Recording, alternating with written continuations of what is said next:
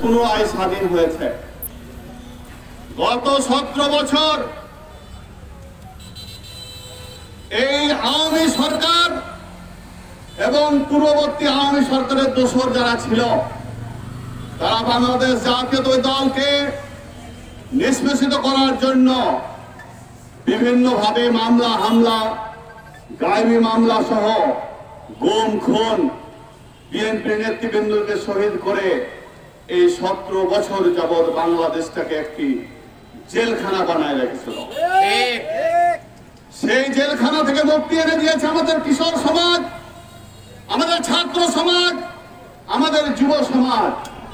আজকে সেই মুক্তি করতে গিয়ে যে সংগ্রামী, যে আন্দোলন হয়েছে, আন্দোলনে যারা শহীদ হয়েছে, যারা রক্ত দিয়েছে, যারা বিভিন্ন হসপিটালে চিকিৎসাধীন আছে এবং যারা আত্মত্যাগ করে শহীদ হয়েছে, তাদের আত্মার মাগফিরাত কামনা করছি।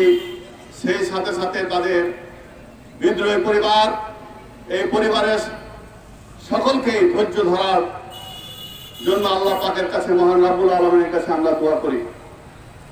সংগ্রামী সাথী বন্ধুগণ, আপনারা জানেন এই খুনি হাসিনা গত 5ই আগস্ট চলে গেছে, দেশ থেকে পালিয়ে গেছে, কিন্তু তার দোসর যারা, তারা বাংলাদেশে রয়ে গেছে। আজকে তাদের দোসরদেরকে প্রত্যেককে গ্রেফতার করে আইনের আওতায় নিয়ে আসা হোক, এটা আমাদের সকলের দাবি। যেসব হত্যাকাণ্ড হয়েছে, বিচার বহির্ভূত হত্যাকাণ্ড, গুম খুনের শিকার হয়েছে, প্রত্যেকটি বিচার বহির্ভূত হত্যাকাণ্ডের বিচার করা হোক, গুম খুনের বিচার করা হোক, এবং যারা দুর্নীতি করে কোটি কোটি টাকা বিদেশে পাচার করেছে, তাদেরকে গ্রেফতার করে আইনের আওতায় নিয়ে আসা হোক। সংগ্রামী সাথী বন্ধুগণ, আমরা এখান থেকে অনতিবিলম্বে এই অন্তর্বর্তী সরকারের কাছে দাবি জানাচ্ছি, এই শেখ খুনি হাসিনার দোসর যারা বিভিন্ন জায়গায় রয়ে গেছে, বিভিন্ন উপজেলা থেকে শুরু করে, থানা থেকে শুরু করে, জেলা পর্যায় থেকে শুরু করে রাষ্ট্রপতি পর্যন্ত প্রত্যেককেই পদত্যাগ করতে হবে, প্রত্যেককে আইনের আওতায় নিয়ে আসতে হবে।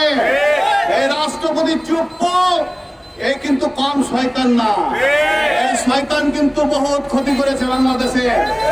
সে একজন বিচারক ছিল, এই ক্যাঙ্গারু কোর্ট বসিয়ে বাংলাদেশ জাতীয়তাবাদী দলের বিভিন্ন নেতা কর্মীকে বিভিন্ন মেয়াদে জেল দিয়েছে। এরপরে সে এন্টি কারাপশনের কমিশনার ছিল, সে বিভিন্ন নেতা কর্মীকে দুদুকে মামলা দিয়ে ফাঁসাইছে। এখন সে রাষ্ট্রপতি, এই রাষ্ট্রপতি জনগণ মানে না। এই রাষ্ট্রপতিকে অনতিবিলম্বে প্রত্যাহার করতে হবে, পদত্যাগ করে নতুন রাষ্ট্রপতি দিতে হবে। কারণ অবৈধ মায়ের সন্তান কোনদিন বৈধ হতে পারে না। তাই আমরা বলতে চাই, আমাদের পার্টির চেয়ারম্যান জনাব তারেক রহমান বলেছে, প্রত্যেকটি গ্রামগঞ্জে, পাড়ায়, মহল্লায়, ইউনিয়নে যতদিন পর্যন্ত একটি নতুন নির্বাচন না আসতেছে, ততক্ষণ পর্যন্ত আমাদেরকে মাঠে থাকতে হবে। মাঠের প্রতিটি গ্রামগঞ্জে আমাদেরকে সরব থাকতে হবে। ভুলে গেলে চলবে না যে আমরা গত 17 বছর যে কনস্পিরেসির শিকার হয়েছি, আবারও যে শিকার হবো না তার কিন্তু কোনো নিশ্চয়তা নাই। তাই আমরা সকলেই মাঠ ছাড়বো না, মাঠে থাকবো। সংগ্রামী সাথী বন্ধুগণ, আপনারা জানেন আমাদের লাগাতার প্রোগ্রাম দিয়েছে। আজকে যেমন আপনারা এসেছেন, আগামী কালকে 11টার মধ্যে এখানে আমরা উপস্থিত হব। আপনারা সকলে যারা যারা এসেছেন, প্রত্যেকে আর একজন করে লোক নিয়ে আসতে পারবেন না? যারা এসেছেন একজন করে লোক নিয়ে আসতে পারবেন না? একজন করে লোক নিয়ে আসলে কালকে আর ডবল লোক হবে। এবং পরশুদিন আমাদের 16 তারিখ আমাদের মাতা বেগম খালেদার জন্ম তারিখ উপলক্ষে আমরা দোয়া করবো ইনশাআল্লাহ। দোয়া করার জন্য আমাদেরকে বলা হয়েছে। আমরা আগামী কালকে সে প্রোগ্রাম কোথা থেকে হবে, কিভাবে হবে, সেটা আমরা আপনাদেরকে জানাবো ইনশাআল্লাহ। তাই আপনারা যারা সকলে এখানে এসেছেন এই গরমের মধ্যে, আপনারা যারা এখানে উপস্থিত ছিলেন, সকলকে আমি ধন্যবাদ দিয়ে আমি আমার বক্তব্য শেষ করছি। আল্লাহ হাফেজ। আসসালামু আলাইকুম ওয়া রাহমাতুল্লাহি ওয়া বারাকাতুহু। বেগম খালেদা জিয়া জিন্দাবাদ, তারেক রহমান জিন্দাবাদ, শহীদ রাষ্ট্রপতি জিয়া রহমান, বাংলাদেশ জাতীয়তাবাদী দল জিন্দাবাদ। সবাইকে ধন্যবাদ।